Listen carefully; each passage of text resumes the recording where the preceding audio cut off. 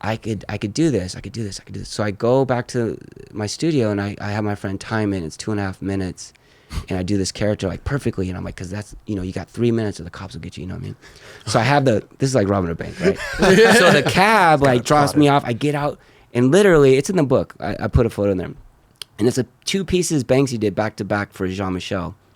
And I did my character perfectly with the crown skating. And like literally, like we talk about art and all that stuff where you don't know what you're gonna do. Like I just did my character with the crown, handing it to Jean-Michel, like from the painting. But then at the very end, I added my board as I'm leaving. You know what I mean? A skateboard. And it's really cool. Huh. So what was really cool, right place, right time, the New York Times shot it, right? For, you know, being the New York Times. It's the Banksy in my piece, right? So if they would have buffed me, but I heard Banksy left it, wanted to leave it, whatever. But if they would have buffed me, it would have showed hypocrisy, right? Because you're going to leave one artist and buff another. So that came out, and they put plexi behind it. And like, so I got a VIP invite to the show, and I'm like thinking, I'm about to get arrested. Like, I'm about to get arrested right now. So I dress nice in a Gucci suit. I'm like, cool, whatever. And I go, and like, and they left it, and the people from London okayed it and left it. And that's the right place at the right time. That's there forever. Yeah. All right, we are back, huh? We're back at the 9 Club, everybody. Today, we have a very special Special?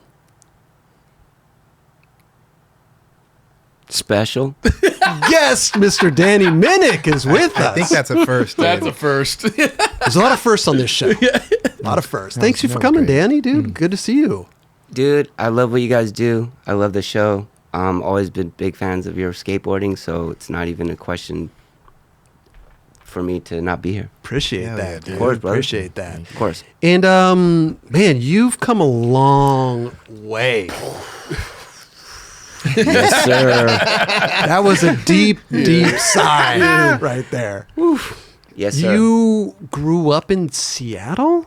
Yes. How did a little kid from Seattle make it down here? First of all, did you get sponsored while you were in Seattle, or did you make your way down here first?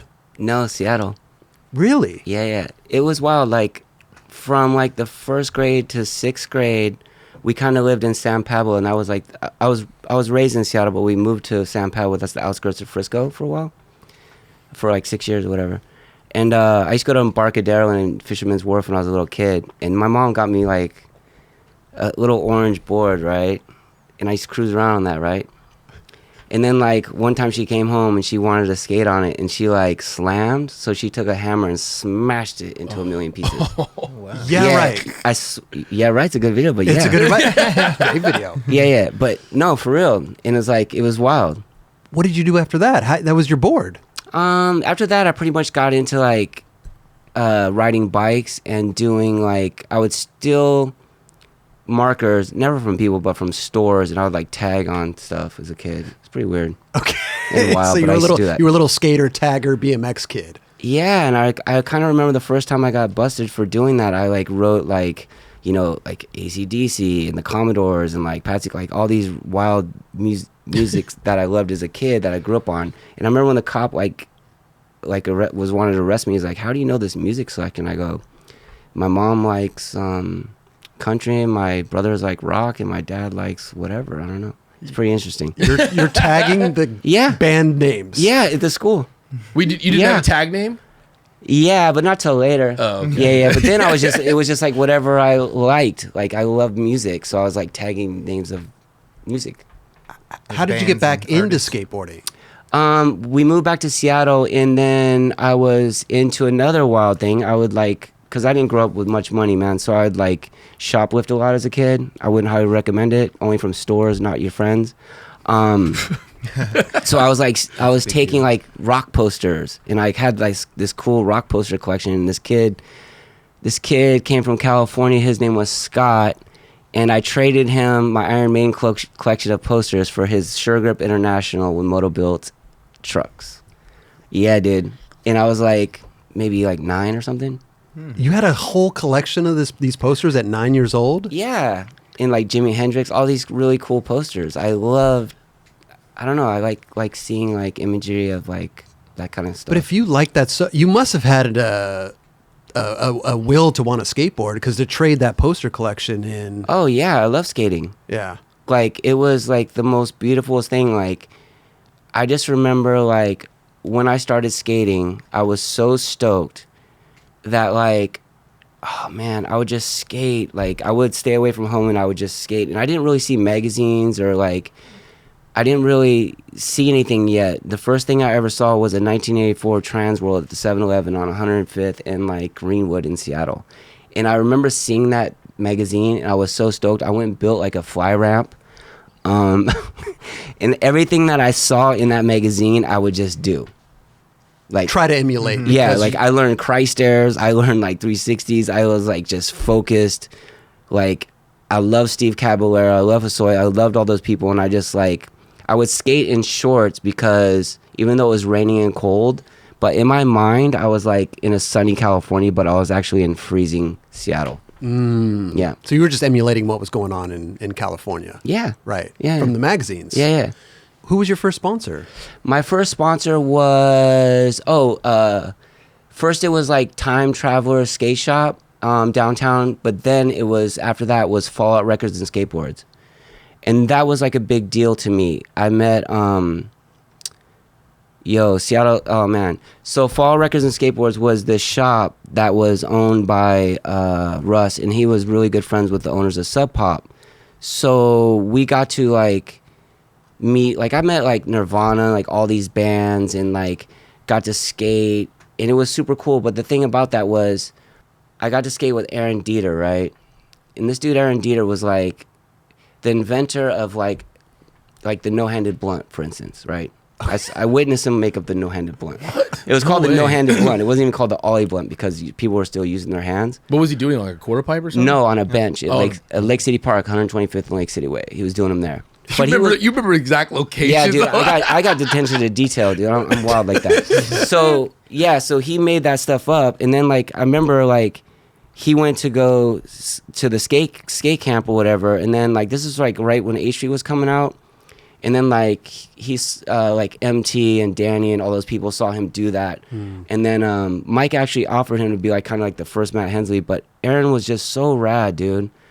He was so rad. He like made up the backside boneless reverse. Just like, this is the thing, man. When I was a kid, whatever I learned on a curb, I would take it to a ledge, and I'd take it to a mini ramp, and I'd take it to vert. That's how I learned to skate.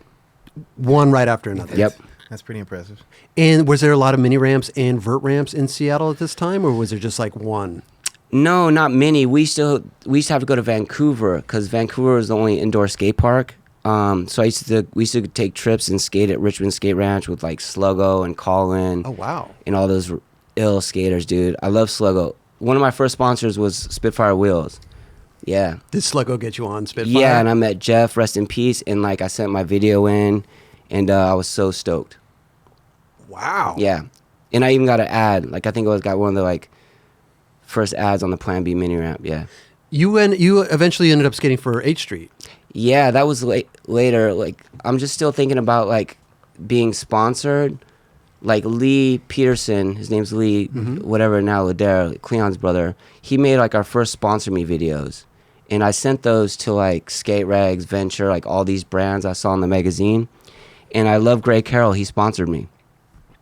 Venture Trucks. After you sending yep, right on my birthday. I think, like, on my 15th birthday, I came home and I got a box from Venture. Are we talking about the same Leigh Peterson that skated for 101? Yeah. Damn. Yeah, him and his brother, Cleon. I grew up with them, yeah. Seriously? Yeah. I always wonder what happened to Leigh Peterson. He's a cool artist in New York City, bro. Seriously? He had one awesome video part. I think that was it, right? Yeah. Yeah. But dude, he invented like kickflip, frontside crooks, everything I see. He was gnarly. Wow. I'm a joker. I'm a smoker. Yes. I'm a midnight toker. Great He was doing song. lines. He'd turn around in the line and come back. That was at what's that? The school with the little 3-stair, right down the street from here, dude. It's oh my god, McKinley. Oh yeah, McKinley, the Yeah. beach. Mm-hmm. Yeah. So you grew up with Leigh Peterson. Mm-hmm. Wow. Yep. Was he sponsored at the time, or were you guys going like neck and neck to try to get sponsored, or was it like? No, we were all on Fallout together, and we wanted to get more sponsorship. Like, Okay. yeah, so we just make our sponsor me videos. He had the camera, and the VHS camera. Leigh Peterson, right here. Love Leigh Peterson, dude. I was a fan. Big Yo. fan, same. It's these skaters that kind of just like appear have a dope video part, and then they're gone. Yeah, with a great song too. Oh my God! Never heard from him again. What? Why did he? Do you know why he kind of stopped? Or No, last time I saw him, he was like, I guess hanging out with Larry Clark or something, shooting photos. And then I met up in New York for like coffee one time. He changed his last name to Ladair, I think, or I know. And yeah, I don't know, man.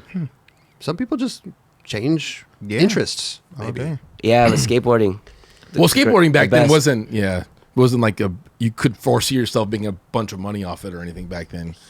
I skated for 101 and damn, that was the best. No, he had a moment, bro. He did. Yeah, Leigh was sick, dude. He was always hyping me up to get us like sponsor me video. Leigh, where's the rest of my footage? I know I'm missing a bunch. Got some more Where's my out there? pop shove it? I remember that on the Dieter board. Where is it? So you were sponsored by the shop, and it was a shop and board company. No, it was just Fallout Records and Skateboards. That was it. Yeah. And what was the correlation to these bands that were coming through? It was just like a record shop, skate shop. So like he was really good friends with the owner of Sub Pop. That brand is the one that put out like Nirvana and like all these cool things. And at that time they did a cool video with Dieter and everyone in it and had the Nirvana songs. I met Kurt twice. He was cool, man. Really? Kurt was cool. Yeah. Were you a fan of Nirvana at this point in time? Yeah. And is it like Yeah, I loved it. Yeah. I loved it all. And I was kind of like, then I got like a dear friend of mine, Chad Muska. He was a sick skater. Yeah. He invented so much tricks. It's wild. He got on H Street, and then I sent a sponsor me video to MT, and he put me on, and yeah, it was cool. But when I got on, it was a costing everyone, but it was cool doing all those contests and stuff. But like at that time, when I got to the H Street house and all that cool stuff, Mike took off and did Plan B. So you came in kind of at that part where he left. Yeah, he was still around, but yeah. It was getting to that part. Right. This is from this is your footage from Oh, Next Generation. Yeah. Yep. That's He's climbing up that's in Vegas, right? yeah. If that was been an hour earlier, I would have been burned to that fire is crazy. Look, rocking the flannel, Seattle. Yeah, There's a Powell Skate Zone. love Powell. Would you come down here often to LA or Santa Barbara or just Southern California from Seattle? Yeah, when I was first coming up, I would go to Frisco because back then you had to go to like Frisco to get in the Meg. You know, you had to go to Frisco to get in Thrasher. So when I went to Frisco, I went and skated Bryce's Warehouse 43. Remember it was called. And it was really cool. And Bryce shot a sequence of me, fakie foot to pivot fakie, and that came out. I was skating a lot with Max Schaff at the time. I would just go on road trips and just skate because you had to like go to where the Megs were at the time. Sure. And EMB was like popping. Oh, I love EMB. How did you fare there? Did you make friends there? Did you have to, like, was it scary going in there? Hell no, dude. I love EMB. Okay. I love EMB. I like what's Brad Staba's friend's name? I don't know. Whatever that dude's name is. Where's my frontside 180 heel flip down the 7, dude? Frontside 180 heel flip down the 7. Back then. You filmed it and you never saw the footage? No. What? Nope. That's gnarly, dude. Wait, we don't know who filmed it? Yeah, he was skated for fun or not fun, whatever that brand was that Brad and those dudes were doing with Ron Allen. I can't remember, but I did like the Mikey Carroll, like landed with my hands and like whatever, but I was like, can I please see it? Wow. Yeah. And I went back later with Theo Hand and almost died trying it. So he took me to the San Francisco like double set, the biggest one ever, and I tried that and I got smashed and sent home. Are we talking about like 92, 93? Is this early 90s? It's probably like 90, maybe 90, 91. Okay. 91 maybe. Because H Street Next Generation was 92, I believe, right? I have no idea. Okay. It sounds about right. Yeah, it sounds about right. Yeah, it was before that. Yeah, it was way before that. Damn. Yeah. So what was it like though, like getting on H Street at that point in time? It was amazing because I did all the contests, like, you know, NSA, right? Like I remember being in Castle. No, I think it's NSA, like with you know, in Portland, and then like Atlanta, Georgia, with Eric, and it was like me and Eric, and I can't remember who else. Oh, you were traveling. Yeah. And Dave Andrek, love Dave Andrek. He was the team manager at the time. Yeah, I did all good in all those contests. And then we got sent to San Diego to live at the H Street house, and that was amazing because we got $20 a day, I believe at the time, and we had Donger was living there, Dan Paterka, dude, it was just surreal. Like it was surreal. How many people you think lived there at one point? I don't know, man. A lot. A lot. Was it an apartment or like no? It was a house. It was an H Street house. Wow. Yeah, it was cool. Interesting. Yeah. It's all now. They make sense why in your cinematographer Transworld part it had Donger in it. It had all these like older cats. Oh yeah. Yeah. Yeah, because Mike was like a mentor to me, man. So like when last time I seen MT was in Vancouver. Love Mike, dude. Rest in peace. I love that dude. He said, Danny, it's so good to see you skating. I remember that clear as day, man. And when he passed away, I thought it was 95. I did a video called Brotherly Love, Chris, and it was like Dan Paterka, Donger, like everyone that he filmed, I put in that video and self-published it myself, and I did 500 units. Damn. Yeah, it was on a video toaster. That's how ghetto. I mean, how long ago it was. But yeah, Mike was the best, dude. Wait, how did you distribute this? I just I gave them out to everybody. I didn't sell it. Really? Yeah. You made 500 units on probably a VHS or VHS. VHS. This is I don't 95, dude. And you were just handing them out. Just promo? Yeah, to everybody in the film. Oh wow. Yeah. Yeah, it's got some pretty sick. brotherly love footage right here. Oh, And you were yeah. in the video too. Who filmed you? Whoever, This dude, guy whoever gave the camera. Yeah, whoever. It's probably I don't even know who filmed this one. I know. So were you? No, go ahead. I was just gonna ask, so this video, is this a starting point of when you start to film people? Yes. Okay. Yes. And I know we are jumping ahead, but we are. why? No, but it's great. But why from the professional skateboarder ranks to like filming? What was going on at that time? I just knew it was special. Many people weren't doing it, man. And I came from the school of MT. Like this video is straight just like MT. Montage, intro, skate, bail section, all that. Like I just remember when Mike took us to his house, man, and he was showing us the Duffy footage, me and Paterka for the first time. It was just like, dude, this is wild. Duffy from the Plan B video. Yes. Because Wow. Dan Paterka was going to skate for Plan B, dude. I would have quit if I saw. No, if I saw I was stoked. Pat Because Duffy's Pat was footage. so cool. He was Because I met him before that, and he was just so cool, man. Yeah. Wasn't Dan Paterka's name in the first ad? Like where they were like crossing out names, like almost like you guys choose to see who's on. Yeah, I don't know, dude. All I know is Dan Paterka made up the K grind, dude. No, he was gnarly, dude. Dan He's Paterka the was greatest. Super gnarly. Super sick skater. They named it after Costin, though. Yep, but Eric knows. Dan did half cab crook. Come on, man. You know, everybody knows. Not everybody, but you can clarify it. I can clarify it. Dan what do they- Paterka did it. What do they call it? The Paterka grind? Is that what it is? Dan grind. Dan grind. Yeah. I mean, dude, he's doing nollie Dan grinds, a pop out on a flat bar. Like, I mean, come on. He was doing a lot of Look different right here. things, man. Dan was the best. Dan Paterka. Do we know what he's up to at the moment? Yeah, he's just in Portland. I believe he has a kid just doing art. You know, Okay.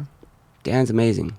So when you were just doing it all. You were like skating, filming. Yeah, look right here. Look. Oh yeah. There you go. Ooh, Pop pop over, over. too. Yeah, dude. There you go. What video is this? What year is This this? stood Rob? out. This stood out so much. You know what's so wild about this whole video is like, I think I filmed my part in like 4 sessions. You know what I mean? I was just skating, dude. I wasn't really like, I gotta film a video part. But that's It's how wild. it was back then. It was very Yeah. carefree and go out and See? skate. Boom, there you go. Nollie frontside board. Come on. I'm gonna have to ask Costin about this. Okay. Go ahead. Let's FaceTime him. Let's light him up.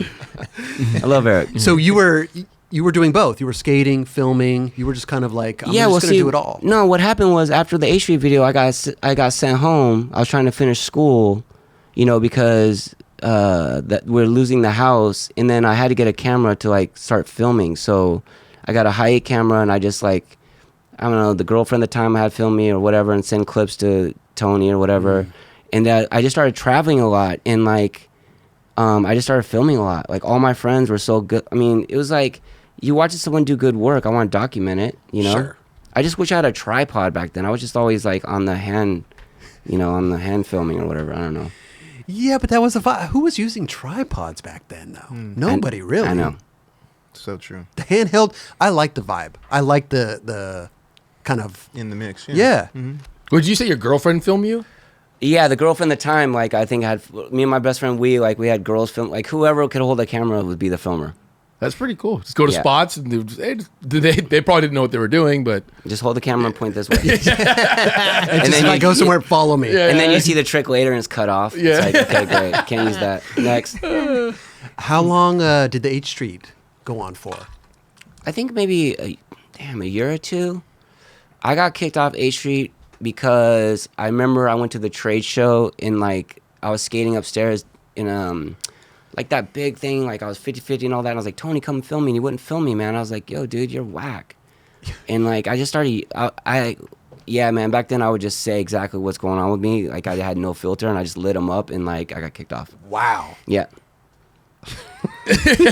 Dead Come ass. film me. Yeah. No, you're whack. Yeah, no, dude, No, I don't was be like, it was like I was doing good work. Like, come up here and film this, man. Like, he was just being weird. You got kicked off at the trade show. Yeah. That was it. Mm-hmm. Hey, you're at the trade show, so maybe you go shop your sponsor me tape Perfect around a timing, little bit. right? Yeah. No, I did. I think I got picked up for Underworld Element right then. Underworld Element. Yeah, Steve Douglas. Yeah. Yep. damn, that quick. That's what I'm saying. Like you're at the trade show. You Yeah. might as well just go downstairs. Yeah. And be like, yo, Yeah, I I'm just I'm got free kicked off. agent. Yeah. Let's Yeah. go. But I just want to run it back because, like, when I first started filming and stuff, like, I would send my clips to Bryce and everyone at Thrasher, and that really, like, gave me, like, wow, I could actually, like, this is cool. Like, being in the Thrasher video was, like, big to me. And being in the Thrasher magazine was so big to me. Bryce Knights. Yeah, it's dude. huge. And, like, okay, like, all those guys, you know, Phelps, like, Recipes, all those, they were so, like, cool to me. What was the first Thrasher video that you were in? I don't know. There's a bunch of them. Yeah. I can't remember.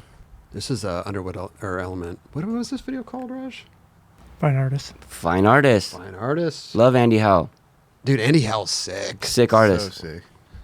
And I got kicked off this company too because I was so mad they didn't use the clips I liked. No way. Yep. How did you approach them and tell them? Did you just I don't know. no filter, obviously, but knows? like, did you call them and be like, "Yo, what the fuck"? I don't know, man. I don't know. I was mad because this one bounced off the ground. I remember. That's your fault. That's nobody else's fault. No, but there was a cleaner one, dude.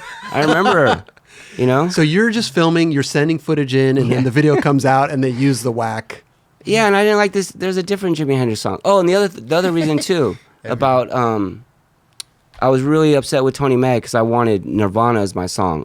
That music that he gave me. I was so upset. Really? That I lit him up on that one too, because I asked them. They said this is before they blew up too. Gotcha. And this is at the time where you could just use anybody, any artist. You don't have to Yeah, get rights. dude. And I said I was wanting to use it to them, and they were stoked. So it made me look. I don't know. It was just lame, What dude. song? What Nirvana song? It was Buzzkill. Buzz. It was the same song they used for the video. Love Buzz. Love Buzz? Yeah, it's Okay. for this other video they used. So you were just unhappy. They weren't. You weren't being. You felt like you weren't being represented the way you wanted to be represented. Yep. Gotcha. How long did you last on Underwood Element? I don't know, a couple months. Hey, enough time to film a video part. Yep. What happened after that? What did happen after that? I don't even know. No, a lot of cool stuff happened. I think I just mostly I just hung out and I hung out with Donger. Was I living with Sheffey then? I was just filming all my friends and just skating and having fun, and not really having to answer to anybody, I guess. Mm-hmm. I was just on my own mission, dude. And then Hold on. What was it like living with Sheffey? That's what I was just saying. it was amazing. He's one of the sickest artists ever, drawing artists. Yeah. And we just, he's the first one that taught me how to dress nice before we go to the club.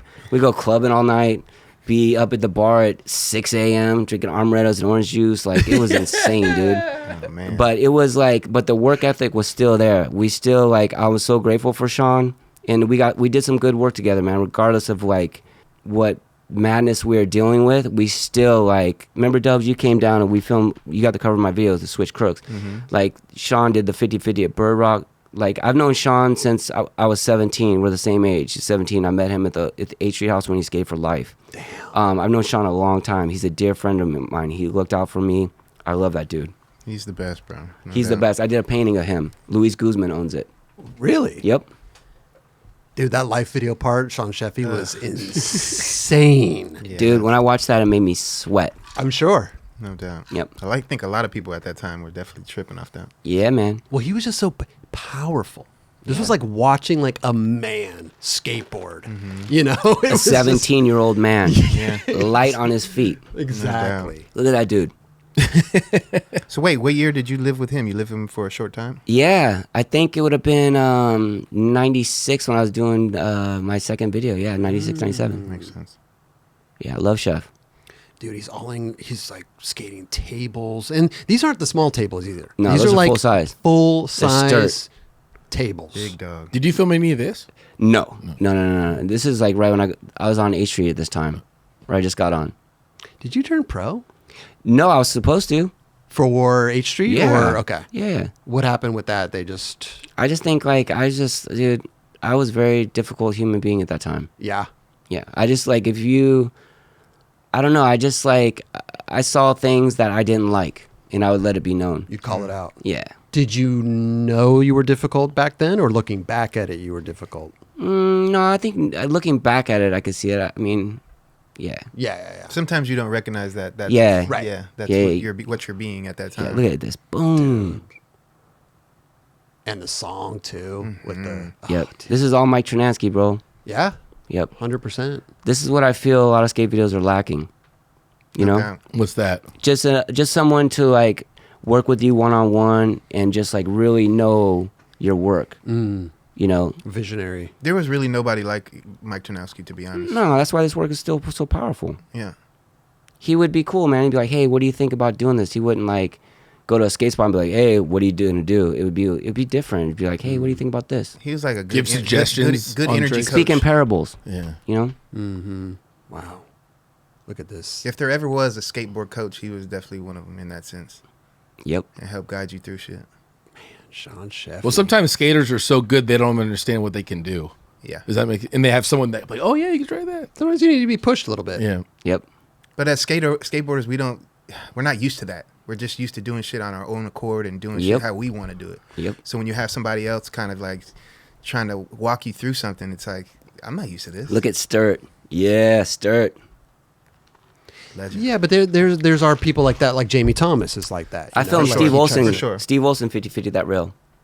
Old school Steve Olson. I mean, not new school. New school. Excuse me. New Yeah. school. Yeah. Second try. Second try. Yep. Dude, what a legend. But Jamie's a skateboarder. Mike Tarnowski I'd never seen him ride a skateboard. So from that standpoint, I think it was kind of a little different from somebody that really didn't skate. You think people were like turned off by it? No, not or- at all. It was working. That's what I'm Yeah, saying. yeah, It was yeah. very special for Mike to get that and capture that out of these individuals. Gotcha. Well, he was a business guy too, right? No, I mean, he was all of it, but he skated, he pushed around, but he was all of it. He was very highly educated about the human body and mind and the way it works. So you said after Underworld Element, you were kind of just floating around. You were just doing whatever, kind of freeing a little bit to be able to kind of do whatever you want to do. Yeah, and then I started like working on my next video, Balancing the World Chaos, and it was like based on a Donger poem, and it was just everyone I knew from a different state, and I just put that together for my second video. Okay. Yeah, Did you like the filmmaking process? Did you like Loved it. making videos? love it Yeah. today. I just made a video of my dog yesterday. Oh yeah. Doesn't matter, I'm always creating, dude. Yeah, dude. All day. I love Instagram. Because the thing, and you just posted because we had Aaron Schneider on the show. Love Aaron. He's the best. Yeah. Shorties. And he was telling the story about how you were poaching the girl video In the and then theater. in the theater Yeah. during the premiere. And Yeah. you just posted it on your Instagram Yeah, I recently. totally forgot about that. How? Is that considered poaching? I don't know. I mean, dude, you're... I think back then we didn't have no idea about that until later on. I think I was the only one that had a video camera. but Yeah. did you Seriously. go there knowing like I'm gonna film No, this? no. I just like when that dude started talking about the bottle and stuff. I said, I don't know, there's something weird might happen here, so I'm gonna start filming this. But I got goosebumps when I watched that because Thank you. I grew up watching that video like religiously, And to see that and to hear people's reaction to like Guys Park coming on and all that stuff, it was like, and seeing you could see them there. Yeah. Like all all the guys in the videos. It was awesome. Thank you for doing that. And the real crowd reaction. Yeah. Like when Chef always from table to table. Yes. You don't really see that too often anymore. No, I'm gonna make a video of it and send it to Rick and those guys, Megan, like over the video of it for them. That's That perfect was time. be for stoked. with the 30 year for chocolate. Yeah. I mean, Love them. Yeah. Damn, man. Bring us back to that point in time too. Like Shorties, you were hanging out with Muska then, or Oh yeah, so Chad, I love Chad. So Chad saw my video. I showed him Brotherly Love, and he was so stoked on it. And like at the time, he needs a filmer. So I was just rolling around with Chad, dude, and like I filmed with him. He's in he's in Balance in the World of Chaos. Him and Penny. Yeah, that's right. All that stuff that Raj posted the other day of like Penny at the Huntington Beach skate park. yeah. That was amazing. That was all the same time. I think I was living with Hosoi at the time in Huntington Beach. It was wild, man. Yeah. Hell, you're filming Muska. Yeah. You're living with Hosoi. What's going on? How did that happen? I was just fulfilling the dream, dude. Just only living with legends. Only. It wasn't just that. It was just I don't know. I was just, dude. Christian is still one of my good friends. Like, dude, I paint Christ chairs all the time. I love that dude. I don't know. I was just like, I just love skating, and I just love the sun. So I was just like always creating and like just.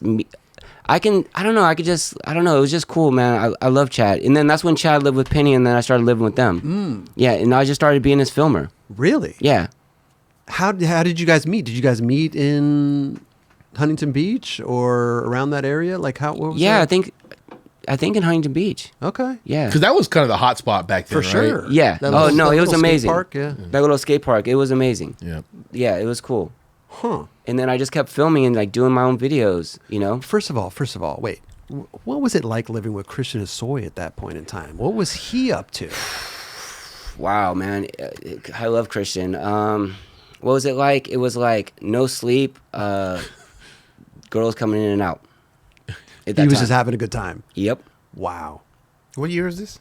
It's like 96, 97? 96, 97. And what's really cool is like I just got all my tapes digitized, like thousands of tapes, and I found some beautiful footage of Christian skating in San Diego. Yeah, it was just, like, I don't know why I was living with Christian, because I was just like, it was a time when he wasn't like doing well, like whatever, like in the public eye, but like I knew I'd film him skate, man, and he was just good. It's Christian. Were you guys going to like vert ramps, backyard pools? We were going to raves. Oh, you were filming it on the raves. No, I mean maybe, but yeah. Oh shit! What a wild time back then. And then Very you're wild. filming Muska, no Yeah, less. yeah, like, yeah. Were you filming like the era of like TSA video and all that stuff, and like the Etnies High Five video? Were you filming that stuff? No, look at this. Yeah, Boom. Christian Hosoi. This is in your video. Yeah, love this. This was in his documentary, Block. Where's my money?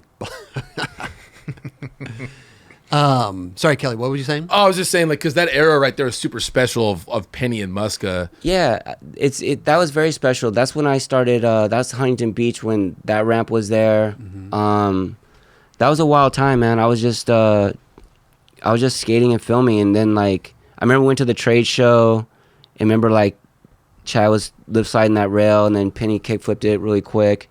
Yeah, I don't know. I was just documenting and just like creating. I was just creating. Did you have any idea how special those moments were? Look, like in that moment, I guess. Because you're probably just in the moment. You don't really think about it, but No, they were very special, but it was it was a wild time. yeah. I was just couch surfing pretty much. So I was looking for a place to stay 100%. Like, you know what I mean? I was like couch surfing pretty much everywhere. And at this point in time, are you trying to also do the skateboarding thing, or are you just kind of focused on filming Chad and? No, I was still skating. Yeah, I know, but I mean, like trying to, doing the sponsors pro that, stuff, no, and yeah. like Yeah, no, I was good. you were off. By this time, I was you like, were- I'm good. I've seen through that. I'm good. right. Gotcha. So when you're out filming Chad, what is this? What is this like? I mean, was he planning stuff out, or was it just kind of on the fly? Would he just go to like? Would somebody take him around and just find a crazy Chad was rail? the best. Chad was the best. Like that Arco stuff, that's like 9 a.m. Right. I'm going to go do this. Skins is coming. Everywhere we went, he pretty much is just like first try. Like serious. Yeah. Like he's the best to film. And what I love Chad so much because he never like, because I had a serious issue with partying at that time, and he never like judged me for that. He just knew I could just show up and like do it, you know what I mean, or just film, and like he knew I was good at what I did, and yeah, he would just do everything first try. It was wild, man, and he was so cool. I can't believe there was the Transworld part where he went with Ty. That was insane. They're telling that story of his. He got like 8 tricks in a day, just all the gnarliest tricks, like back to back. Like me and my wife, we go to UCLA because that's where our daughter's gonna be born in a couple weeks, and that's right where that place where he did the crooked grind, backside, tailside, and grinding the rail. Oh yeah, that is so gnarly. Yeah, it is. Yeah. Like it's wild. That outledge, the metal one, is it's insane. super it's messed insane. up. Yeah. I was like, what? Like no one's ever skated that ever. Yeah, he's dude. the only one. Yeah, that was gnarly. Yeah, and I think those rails have like a little like nub on the end of them and dude, stuff. And he's got to like come it's off so and wild. then go down the other 3 stairs. Yeah. He's the best. He's a special one. yeah, Oh there look. you go. Oh dude, look at this come up. Boom. You got to dodge the rail right there too. He would just go for it. Yeah, nobody's thinking about doing that. No. Well, it's funny because like I don't know, like just skateboarding sometimes is you want to test it out a little bit. I mean, but he's doing big shit. You can't really test out an apartment building hubba. Yeah. You just got to go for it, Oh yeah, the lip slide. dude. Yeah. Oh yeah. And He tail slid that thing almost first try too. Oh my gosh. Yeah, I was watching the footage. I have all that footage. It's funny. So Oh, you, dude. when You you did, almost tail. Oh, so like for that, he saw that spot a while ago, and he's like, "I want to do this. I want to lip slide this." I'm like, "Okay." And then call skins. We're gonna lip slide this. We're there. He's lip sliding it. sometimes as a filmer, That was a Transworld cover, right? Yep. Yeah, it was. as a filmer, sometimes like if somebody does something first, second try, isn't that you have no time to prepare. You have no time to figure out what your angle is. It's kind of a one and done thing. You know what I mean? You can't like have a couple bails and figure out your angle and your timing and everything. I don't like when it comes to that. I already know like if the fish eyes my eye, I'm ready. You got a vision. I feel like back then it wasn't like that. Back then you just filmed it, right? It wasn't like, oh, I got to get a different angle. You just kind of did what you did. No, I kind of knew what I wanted to do. Yeah. Like angle wise. Yeah. What about?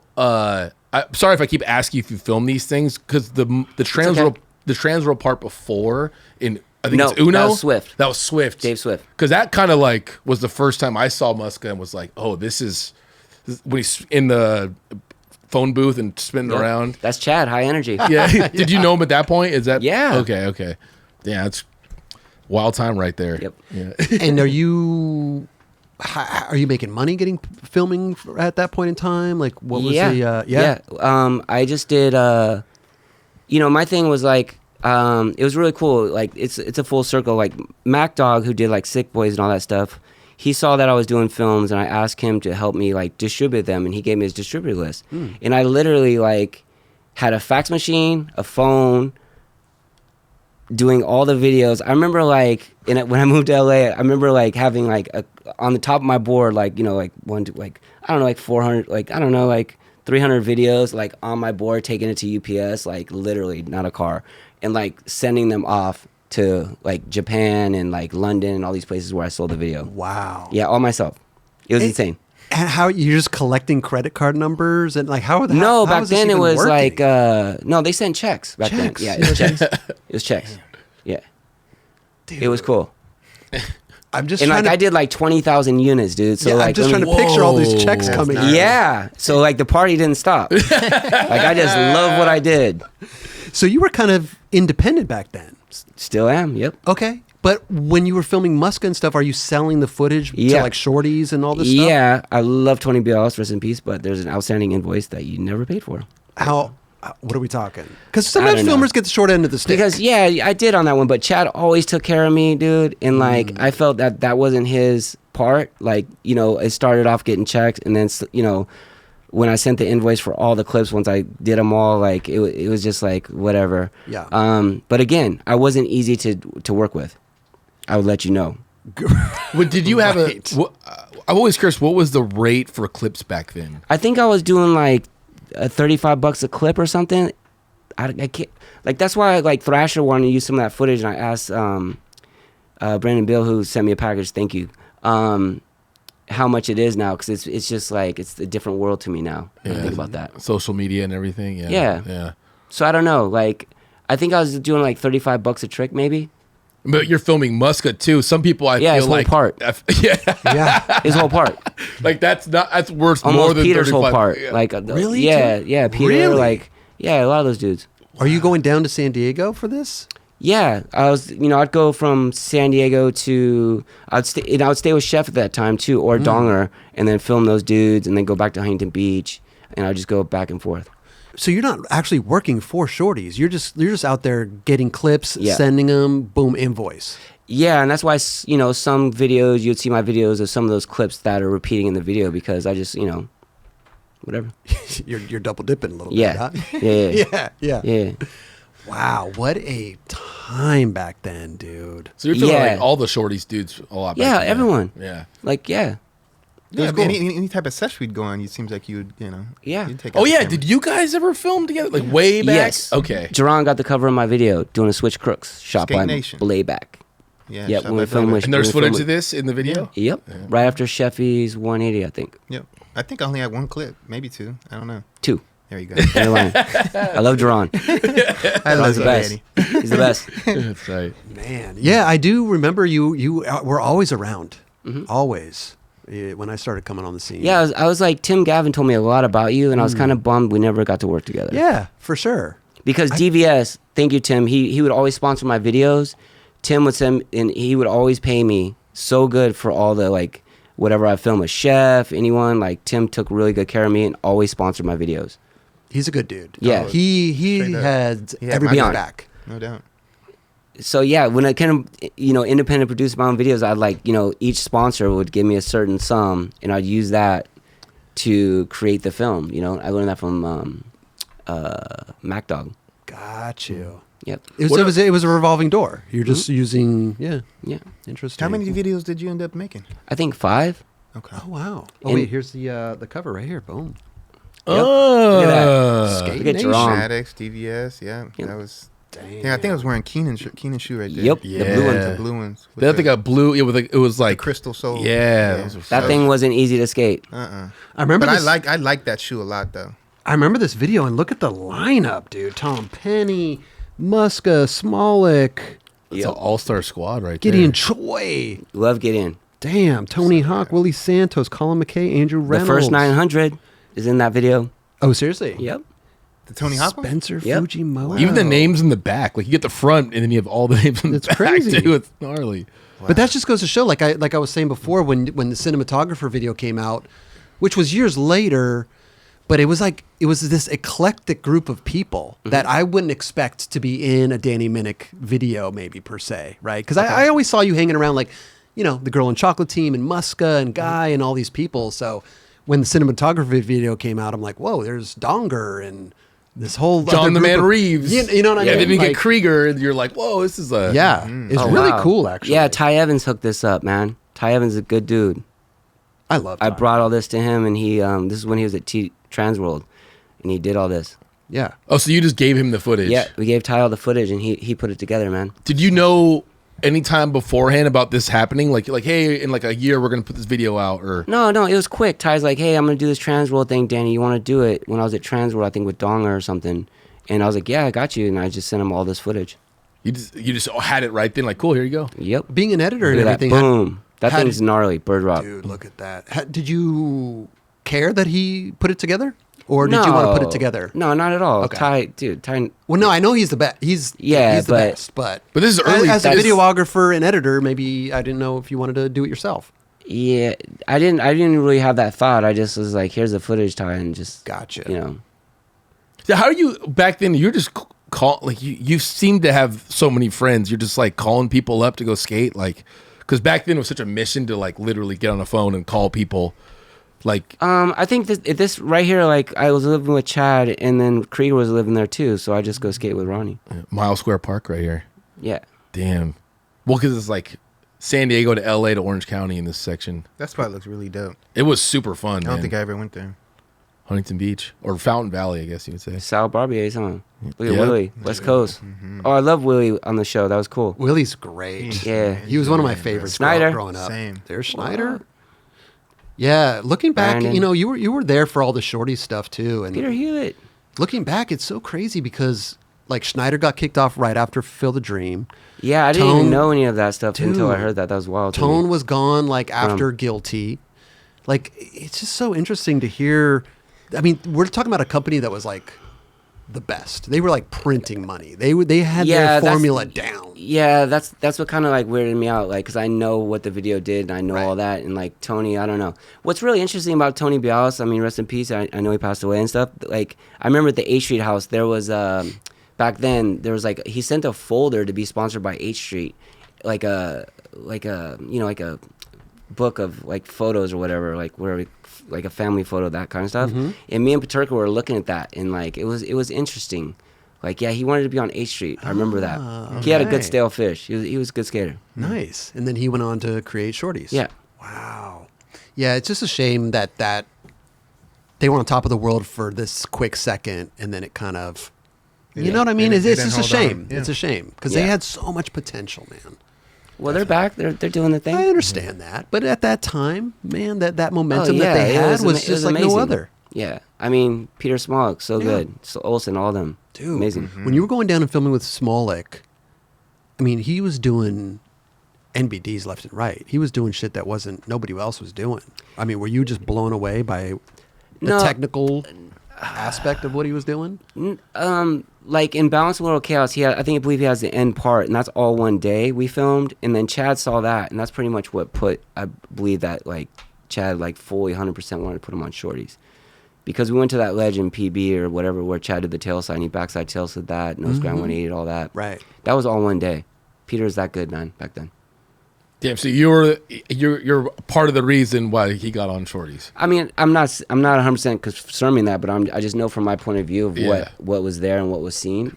No, it does make sense looking at it. You're like, oh, cool. He saw his footage from Danny, and then Yeah, like, and it was yeah. all one day. Yeah. It was insane. Because I remember somebody, I think it was Schneider, one of the Shorties, they were saying that, like, you know, Smolik wasn't, the main guys didn't want Smolik on because he was just this no-name guy. You're right. And Muska was like, no, this is Yeah, the guy. Once Chad seen that footage and all that stuff, he was. I mean, I don't know about Peter being no name. I mean, he was known. He was in Sloshbox films. I This is shouldn't all say one no day. name, but he wasn't a big pro Yeah, exactly. that they wanted to put on Shorties. Yeah. Let me rephrase that. Yeah. Love Peter. So this was in one day. All one day.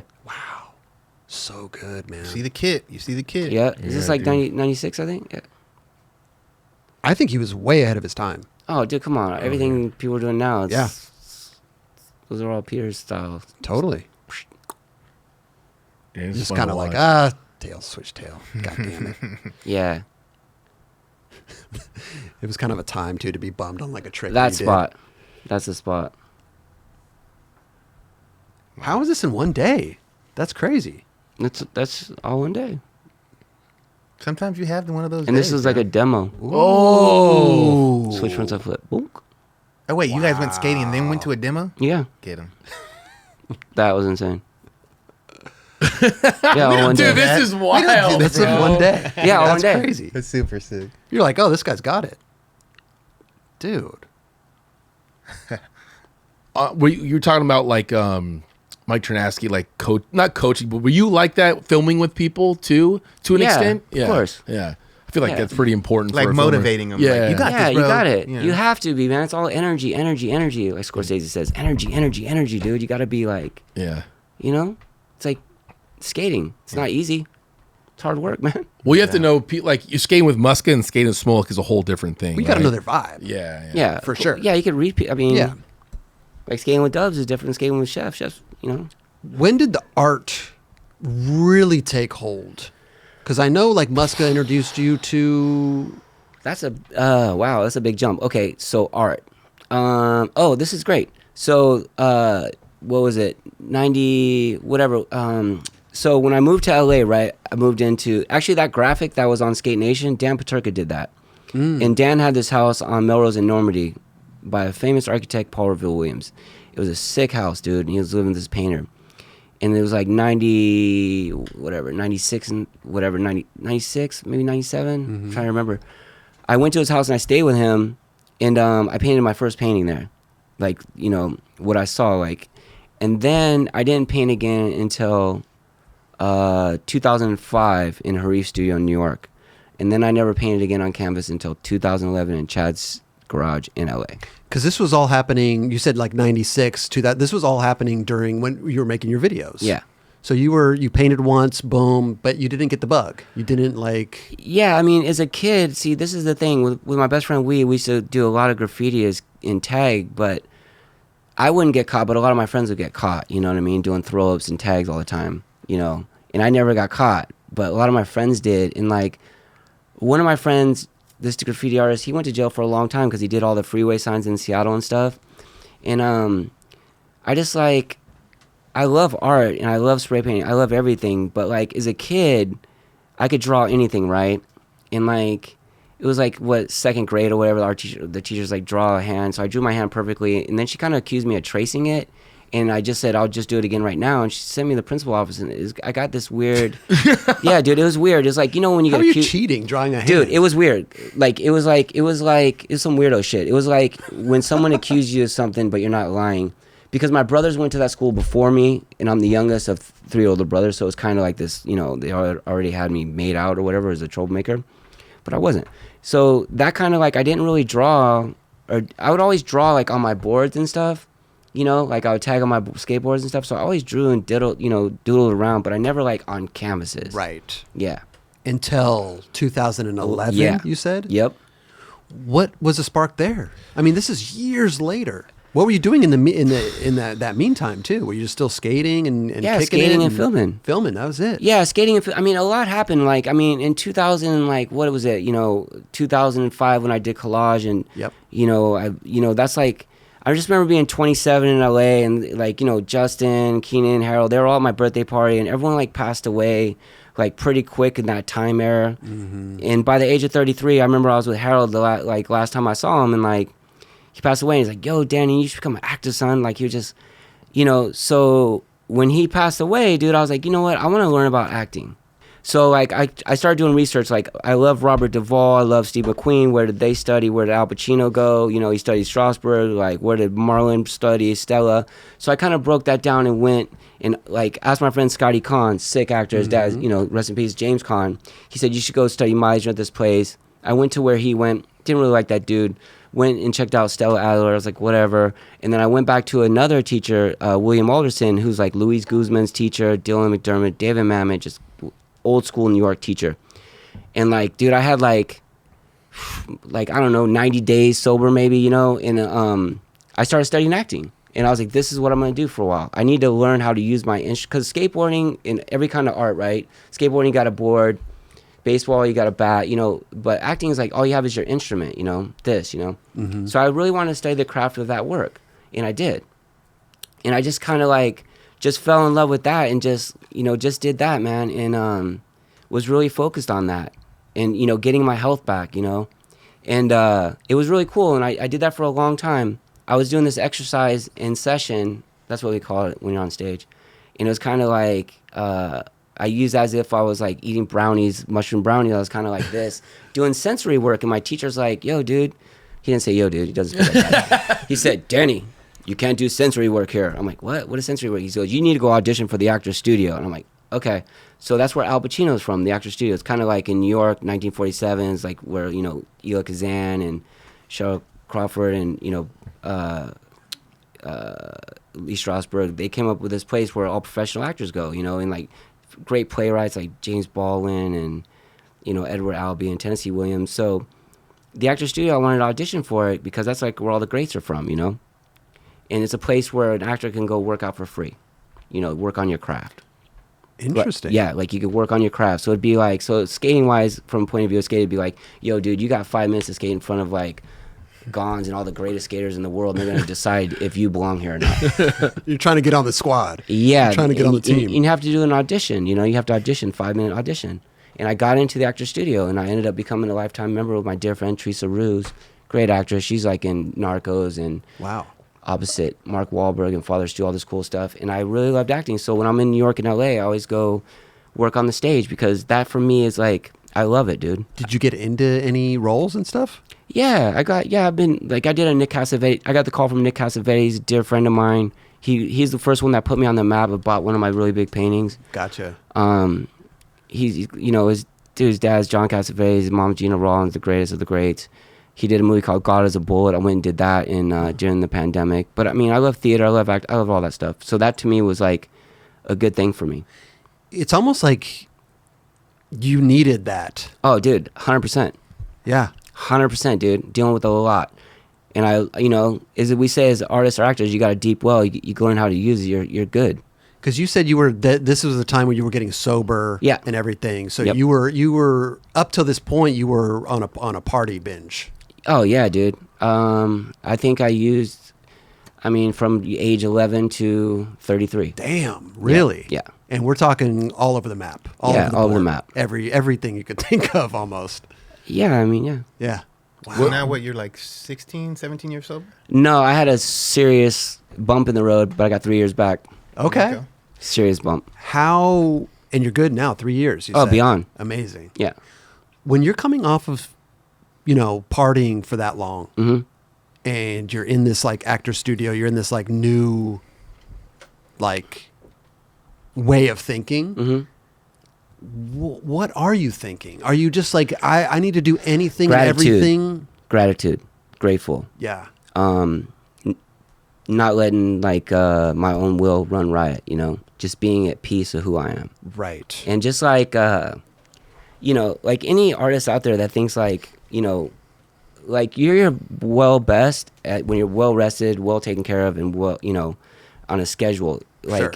If anyone thinks that stuff helps your talent, it devours your talent, and it just does. No one could say that it's helped their talent. Anyone that thinks it has, it's BS. Stick to your work, stay healthy, and just be good to yourself. So getting sober, going to this acting school and everything was probably the Mm-hmm. best thing that ever happened. I think the best things that are happening to me is my wife and my daughter coming up. Okay. Yeah. Congrats on that, Yeah. by the way. Yeah, big But congrats. at bro. that time, you were Yeah. had to change direction. Yeah, just be able to I love that type of work. It's called the work for a reason, Mm-hmm. The key to acting is not acting, it's doing. And all my dear friends are great on that level. All my dear friends are great at skating. I just love people that create things. And that to me, I needed it. I loved it. Just growing up, I just wanted to learn the work, and I did. Mm-hmm. And I stay close to that, and I stay close to my recovery, and I just stay close to dear friends. Yeah. What was the point where you realized things had to change? Looking at my friend's casket, open casket, Damn. Harold Hunter. Damn. Yeah, man. Brutal. Yeah, that's Brutal. Brutal, yeah. Brutal awakening. Yeah, those are real moments. Those are real moments that you're just like, dude, this fucking sucks. You could be in there. Exactly. Right. Yeah, man. Yeah, It was brutal, dude. You didn't really pursue acting. You kind of got into the art world though. Yeah, I still do both. I mean, Sure, I sure. do But everything. you're more- but you're- oh yeah, so art. Yeah, so what's wild is I got hurt.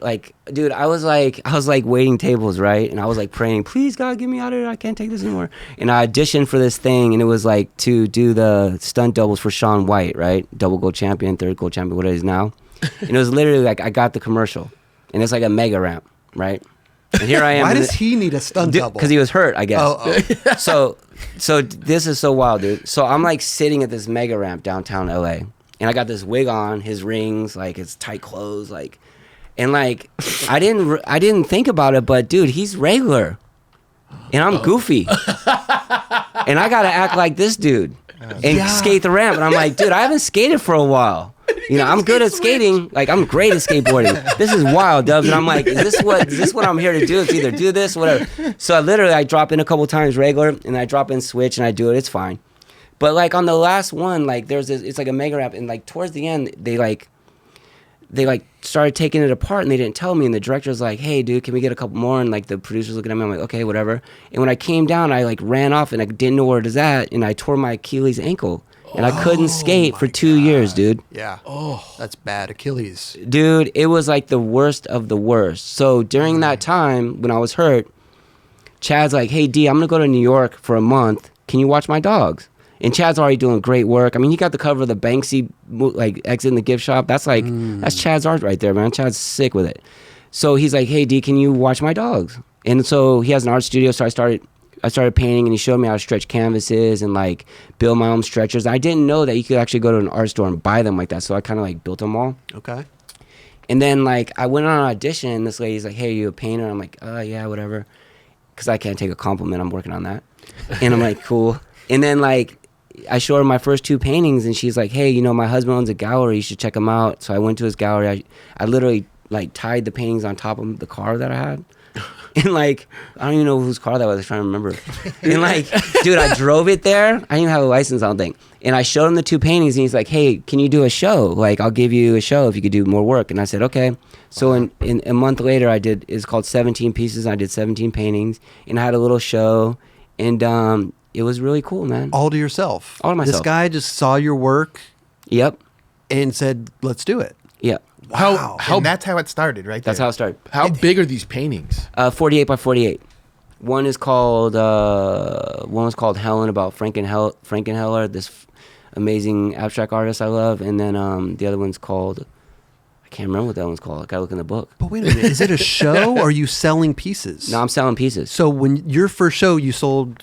Yeah, I think I was selling them at that moment at $2,000. I mean, bro, Start did out you the sell gate. all of them at the show or just No, I only sold one or two. I mean, coming out with $2 or $4 grand out of a show is pretty. but you get phenomenal. half to gallery. Okay. How do you decide how much a painting is? They decide probably. No, I decided. I know what my work is worth. You know what I mean? Yeah. Even at that I'm time. like, yeah, I'm just like, I know, like, I've been going to museums, and I mean, dude, I love all kinds of artists, and like, I know the work. Because the art world is strange. Very strange. It's who has your art, who's buying it, other artists buy it, and this and that, and that's what kind of drives up the artist's value. Yep. That elevates it, yeah. Yeah, it elevates it. So when you, I mean, now, I mean, LeBron's got your stuff, Robert Downey Jr. Yep. How does all this spark? Was it from that art show, that one, or did you meet these people and how did Chris, this all it's like, happen?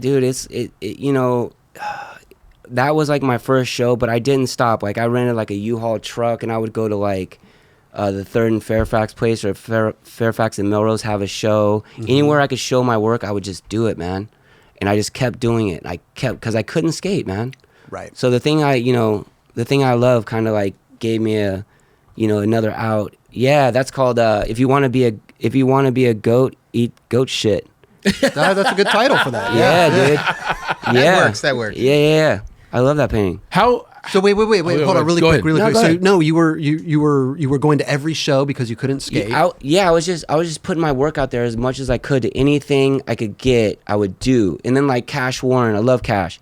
He like had this benefit called Lift, and he's like, "Hey, you want to donate some paintings?" So I would donate paintings to certain events that would help anything of that caliber. Art of Elysium, Flea's school, the Silver Lake School, whatever I would do, I would donate a painting. And that's getting your name out there too. It's getting your name out there. Right. Yeah. And so, who was the first big person that bought your? Mina Savari. She bought a painting for $2,000 called Dylan Wannabe. Or did I gift it to her? That was like 2012. Okay. So you give it, or she buys it or gets it. How do people? I think I gifted that one actually to her. How do people hear about that? Well, Mina lit me up on Instagram with that one. Oh, she posted you on social. And it's a beautiful painting. It's like my first oil painting. Oh, cool. Yeah. So the social media is what kind of put your name out. Yeah, that's what's so beautiful right now. If you're an artist, you could just get it out there. Like, you can get it out there quick. Definitely. Yeah. Right. Yeah. Do you think the social media, like an Instagram, really was a huge trajectory? Amazing. Right place, right time.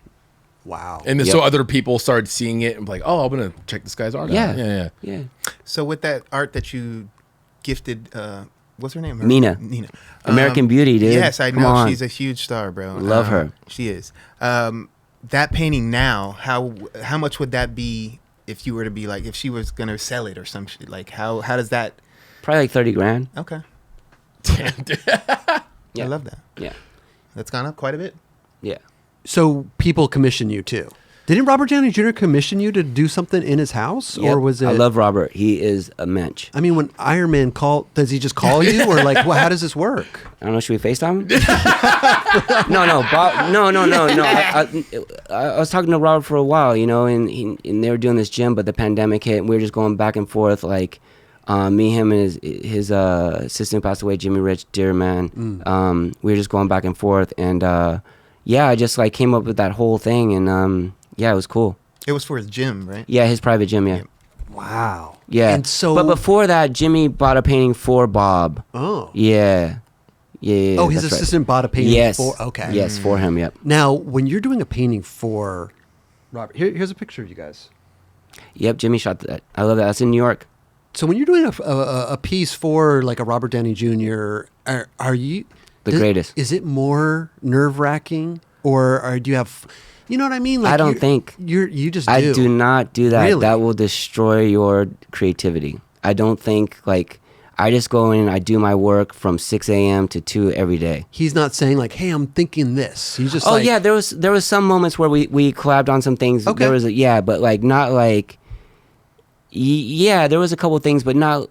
I guess you're right. Yeah. I think so. Okay. Yeah, like especially on that piece, because that piece was very specific. There had to be a whole story to it, to the whole gym. Oh, interesting. Yeah, and like one of the things was the dude was like spray painting the thing, and he ripped that off the wall, and it's exactly 33 inches with the dude out the wall holding it and putting it to the piece of the logo of his brand. Oh, so there's some involvement there. Oh, big time. That It took all me a makes while to sense. come with that one, and I painted that Interesting. dude. That's a 20 foot by 20 foot mural. Wow. That I recreated. I painted the original painting in my studio, but I recreated the mural. Oh, so you're doing all the work at his gym. Right. Yeah, I did that in 3 days. I was just about to ask that. That's not bad. But I mean, I rehearsed it at my studio like before, all that. Yeah. And like you said, you some things. I mean, you don't think, right? You just go. No, you just do it. Yeah. It's You like stay kinda out. whatever's The head flowing. is not your friend, dude. The head tells me lies. I stay out of my head, dude. My head definitely tells me lies. She tells me right now I shouldn't even be here. You know what I mean? It's that negative voice. You know, But you're here. I am here. Yeah. No, it's just interesting because once you kind of get into that world, man, it's an interesting world because there's so many like different levels to it. I feel like. Yeah, Chris. But the thing about art, as we all know, we're artists. It's all about your truth, dude. Yeah. Right. You know, being honest in your truth. Like the way you paint an apple is different from the way I paint an apple. The way that Dubs would paint an apple is a different way I paint an apple. Right. It's just like your truth. Like as I look at that's why I did a book so I could reflect back on some work.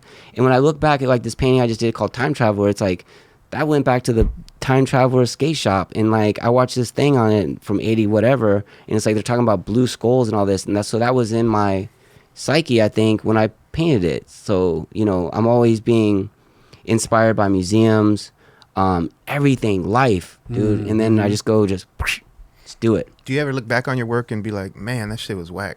Like, I didn't like the way that looked. No, some work I can tell where I'm not in a good health space, very dark, Interesting. which isn't cool. I remember when Reynolds said he frontside flipped the Love Gap, and he was like, "Oh, I could tell I wasn't fully there." 100%. He had the jacket on? No, he landed kind of like the way Yeah. he skated. I was like, "Oh, you could see that Yeah. in your work sometimes. Not your work, but anyone can see that in their own work." No, because I just like, you know, I really hurt my ankle, dude. 2 years, it was brutal, and then it got good, and I could be able to skate again, and I just kept creating art, and I got asked to do a show like on Sunset Boulevard, and like literally at that moment, I had my second studio, and it was like, you know, 400 square feet. You know, I just kept getting little studios at a time downtown, and like I was working on this one painting that's on the cover of the book. You know, it was like 9x9, communicating with angels, and that's kind of like where my character started structuring. And then on this, I had this other drop cloth, and I turned around, and in like 5 minutes, I did a character with an oil stick, and then that was kind of like Nick Cassavetes saw that, and he's like, "Dude, Danny, I want this painting."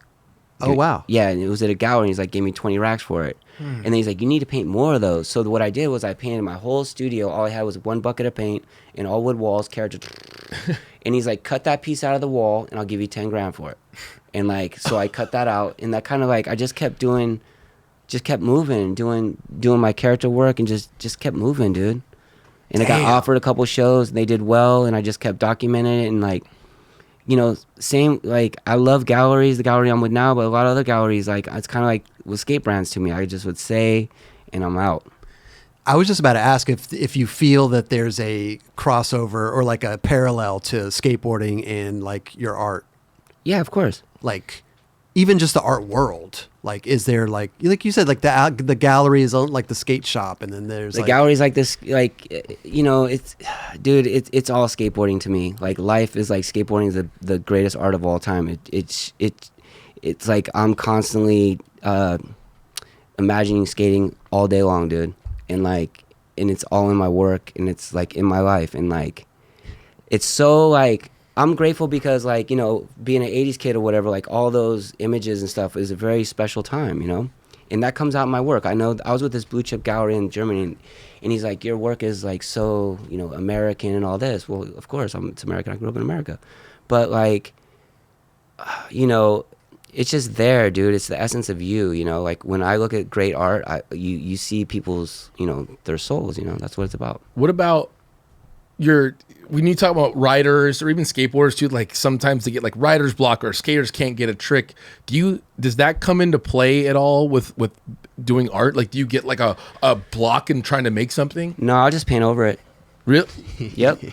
But what, like, you're I'll trying to paint come over it, dude. Yeah. So if you start doing it, you're like, no, I'm done. I'm over. Next thing. delete the clip, man. Yeah, I've got a Yeah. better one. But I got a better one. I work on a bunch at a time because I'm working with oils and all this stuff, and I got so much stuff coming out of my system. I have that I'm like, So you never just stick to one painting at a time. You kind of switch gears a little bit. yeah, always. Well, And oil takes a long time to Yeah, dry, oil takes right? a month to dry, like those oil sticks. Oh, okay. But I just want to say, like, another thing that's really special to me is, like, besides being here is, like, I did a show in 2017, and I was on top of a ladder, you know, doing a mural, and I fell off, like, standing on top of a ladder, and it, like, destroyed my ankle bone on bone, right?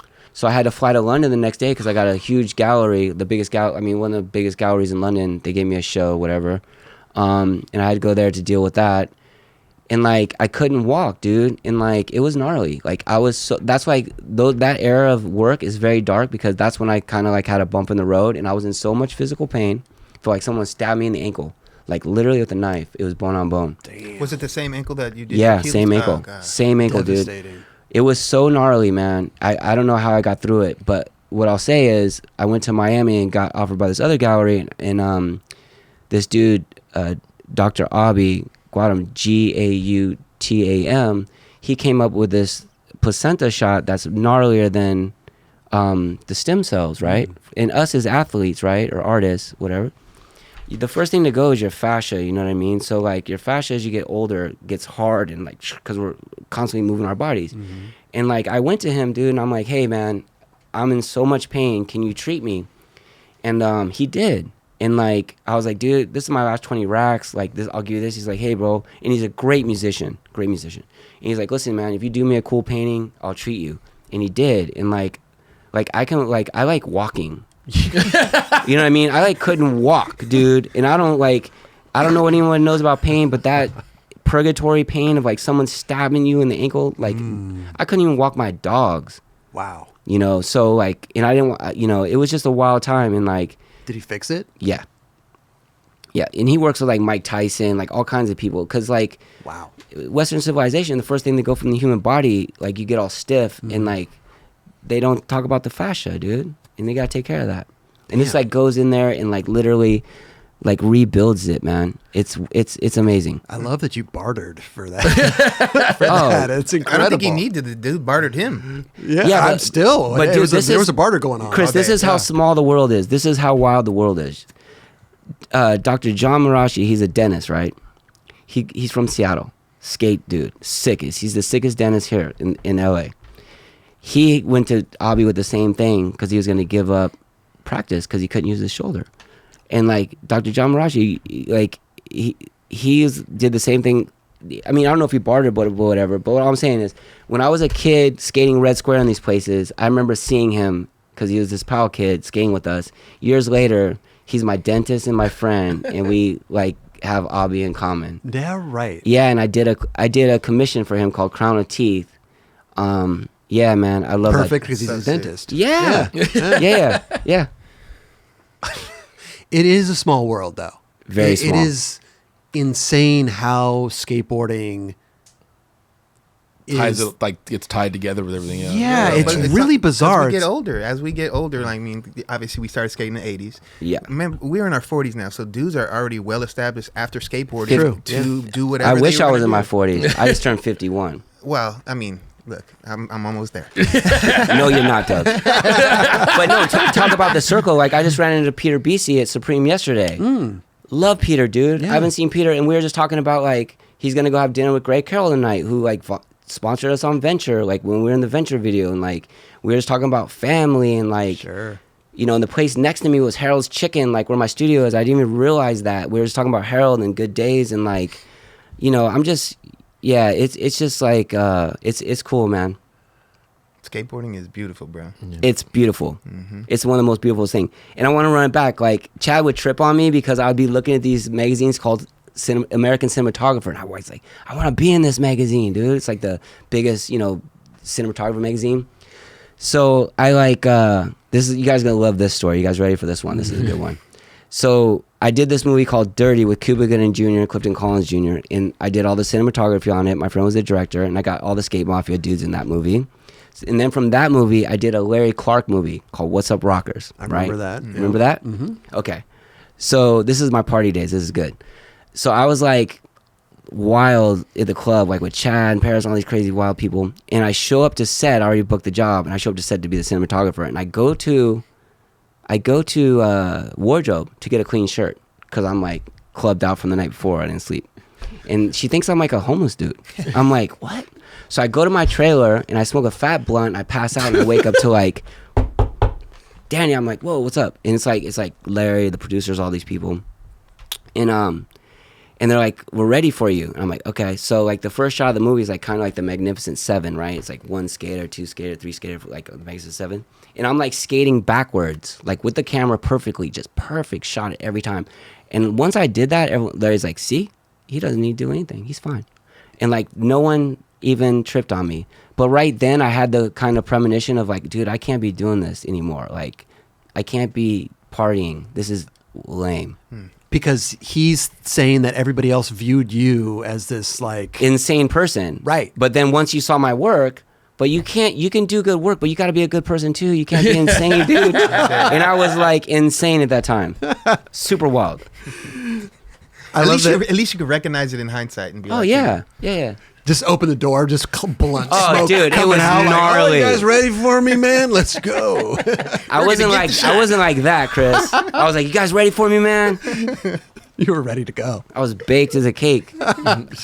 Dude, what a, like, I said at the beginning of the show, like, you've come a long way. Thank you. So have you, brother. I appreciate that. Thank you. I love dude. this show. This is rad. Like a lot of kids need to, you know, it's good. It's good for skateboarding. Thank you. And but it's rad too to catch up with people like yourself, you know, that have gone through the gambit of skateboarding, Seattle, Muska, Christian Hosoi, going into the art world, you know, filming videos, and like now you're at this like point in your life where you're like, people are, the Iron Man is commissioning you. Like that is, to me, that's a trip. Like you could never imagine that. Oh yeah, dude. I don't even like. I just focus on today, man. I don't even trip on any of that stuff because, yeah, it's too special.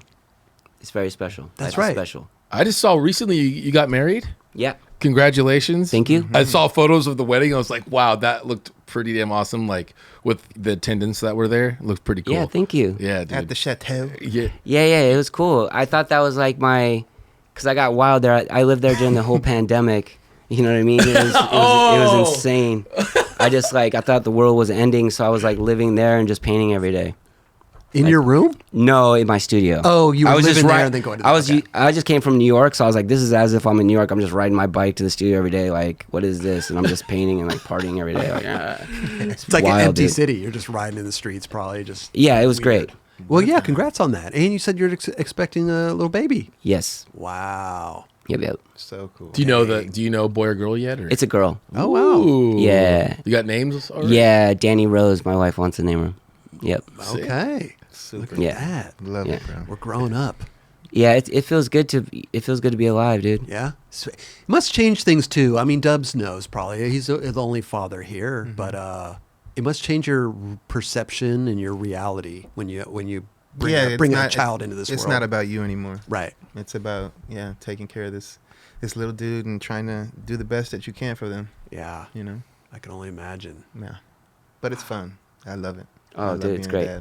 Like Peter Beastie said something to me yesterday. He was like, because he has a family, you know, and he goes, it's the healing part of life. You know what I mean? It's like the healing your childhood, I think, because I'm grateful to be able to do things for my kid that I never had. You know what I mean? Same. Like I grew up in a household that was very unpredictable at all times, and that's not flying where I'm at. Yeah. It's funny, man. A lot of skateboarders start skating for that reason. Yeah, I don't want to go home, dude. Yeah. I'd rather skate in the rain Right. and go home. So true. Are you skating now? How's your ankle? My ankle's good. I could just cruise, Okay. but I wish, like, I can't ollie anymore. It's wild to me, dude. It's like Really? the thing I love took me out, and the thing I love again took me out. It's weird. Front ankle, back ankle. It's my back ankle. Your back ankle. So Yeah, that that. spring. You Yep. can't spring off of it. Yep. But at least you could walk. I'm stoked to walk. Straight up. I do 10,000 steps a day in my studio. Like, that's my minimum. That's usually. a lot. So when you painting, are you always usually standing up? Yep. Yeah, I was gonna say that's Yeah, a huge part of it. Oh, yeah, yeah, yeah. Got you right here. Yes. Do a little manual on this at the skate park. Skate day. National Skate Day. Yeah. What's your like a daily thing? So like, oh man, I'm gonna go skate today. Like, what's for you? It's like I'm gonna wake up and go paint. Like, is that like? I wake up at 5 a.m.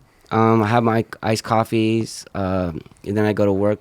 I guess I call it work around 6. I work sit down at 1 for lunch till 2. If clients or anyone comes between 1 and 2. From 2 to 3, I'm usually out, and go home with my family, and then go to sleep by like 9, dude. 8 hours of work, 8 hours of play, 8 hours of rest. That's where I'm at. You wake up at 5 a.m. Yep.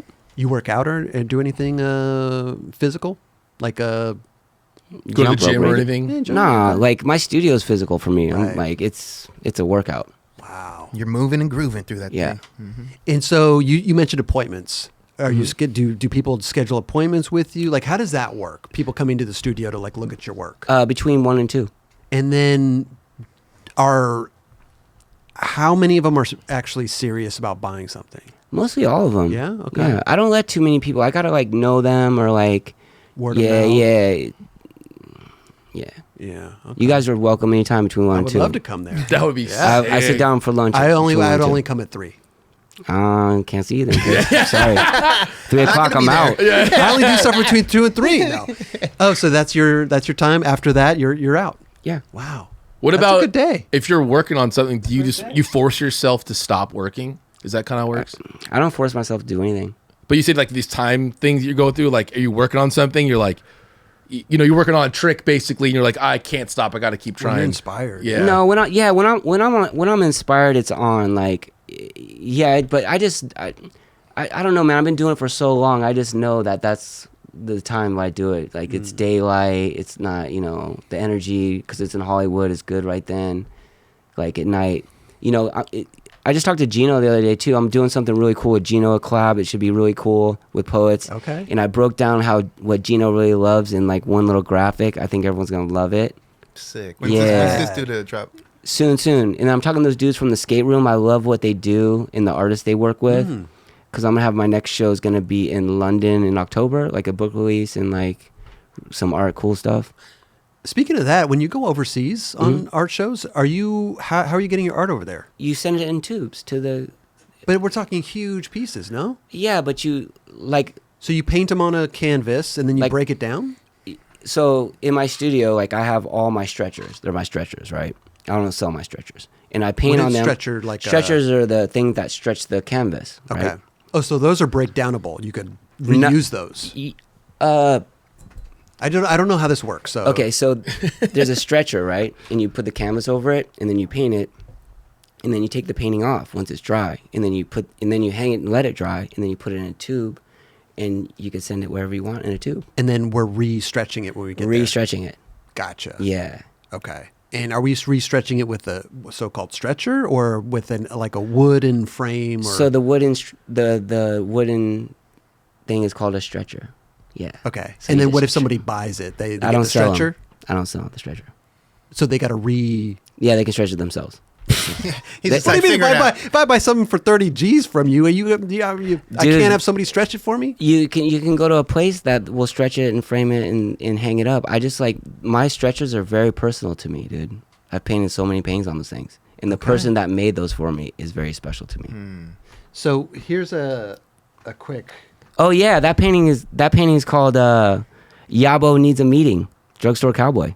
Oh, Drugstore Cowboy. Yeah, it's based off the movie. That's a good movie.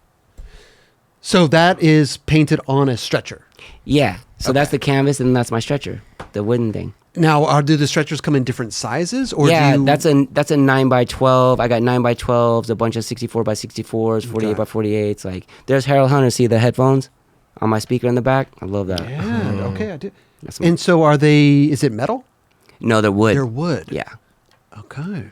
Interesting. I don't know anything about a stretcher. No, it's cool, dude. Yeah. Stretchers are amazing. What's really beautiful about those stretchers is one of like a really amazing artist, Stephen Torton, who is Jean-Michel's Basquiat's assistant from 82 to 84 that built all his stretchers, built those stretchers for me. Interesting. Yeah. Hasn't your work been compared to his work? Yeah, a lot. Yeah. That's a serious compliment. That Yeah. dude is Oh, dang. that dude's like one of the greats. Wow. Straight up. You said it's hard for you to take compliments. Yeah, Yeah. it is. Danny, you have the best artist, bro. Yeah, you're so good. Does stop, dude. Like it's so hard, dude. Isn't it? Like I don't know what it is, dude. I feel you. You just bro. gotta, be gracious, thank you, and move on. Dude, because I was like watching this Portland footage of me skating, right? Because I'm like, yo, dude, I gotta like post some footage after this so people don't think I don't skate, right? That's my head. And I'm like looking at I'm like frontside rock. I'm like, why did I frontside rock? I should have frontside blended that thing, man. What am I doing? Like still like years later, like it's not good enough. Addict. Well, you have Insanity. when you posted that footage of like Muska in the Mouse premiere, you have all this footage. What do you have the Instagram? You just post stuff on there? Yeah, the Danny Minnick Vault. I just like it's gnarly, man, because that stuff's like wild to go through. It's like 1,000 videos from 92 to whatever 2000 whatever, and it's like I haven't even got to the digital ones. I still am on the high 8 ones. So what I'll do is like I have Final Cut and all that computer at the studio, and I'll go through it maybe like one tape a day. But like, dude, that's like what 3 years I could get through them all. Like it's a lot. takes It's a a lot. minute, yeah. So I just like go through them. I mean, they're all digitized and logged, and they're it's wild, man. How is it for you to look back on those tapes? I just get mad at myself, dude, because I'm like, why didn't I do that? Dude. Why didn't I go? Look at this. This is Can't flip over the rail. yeah. Look at Dan Wolf missed it. Watch Dan Wolf. He gets pissed. Yeah, I think I said something too. I was such a wild kid. You missed that? I did. I think he's right there. Dude, look at Penny. There's Dan Wolf. Boom. Oh, he walks Missed up. it. Oh my god. Chad lip slid that thing almost, dude. Dude, And then he he went back ollied- and ollied it. Ollie. Yeah, that's insane. Yeah. There's the littlest space between each set of stairs. Dude, you got to witness. Right place, right time, dude. Oh, No, dang. but Seriously. But you know what Yes, you did? but you know- looking back, But skating brought you there. Yeah, everything, what I mean? dude. Like skateboarding gives me everything that where I'm at right now. There's nothing like getting a Thrasher box yesterday. I was so stoked. Yeah. Like I remember when Bryce sent me my first box when I was in the mag. Like it was like that clear to me. brought back those feelings. Yeah. This is true because we were speaking on the phone earlier and he brought that same thing up to me and I'm like, it just that resonated. That hit you in the right spot. Yeah. You know what I mean? And skateboarding is beautiful again, bro. to me, when I look back at the footage and I see all this stuff, where I think you played a huge part in the game is that you were so close in with all these skaters. Like they wanted to be around you. You were such a good friend to everyone, and that's what I could tell by the footage. Yeah, like I got offered a lot. Like like I filmed for Transworld, Thrasher, 401, all those guys, and then I also I remember like when I was really coming up, Damon and Kim wanted me to be the DC filmer in Drawers when it was first happening because I filmed a lot of Duffy and all that, and I was like, nah, like I just knew that like I don't know, I can't answer to anybody. Just I wanna could do what you barely wanna- answer to myself sometimes, let alone like anybody. I feel like that's a true skateboarder, though. I feel course. I feel like Day. skateboarders just we have this thing in us where we'd never want to sit behind a desk. Oh, dude, and hell work no. From a 9 to 5.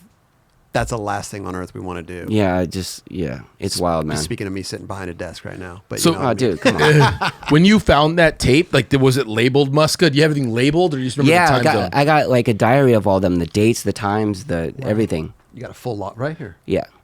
Yeah, right there. Look, see? January 1997. That's amazing. Look, Krieger. Chad, Ollie. Ollie. Look at Skins. Where's Skins They had at? an OG S hat right there. Yeah. Wow. Look, there's Skins.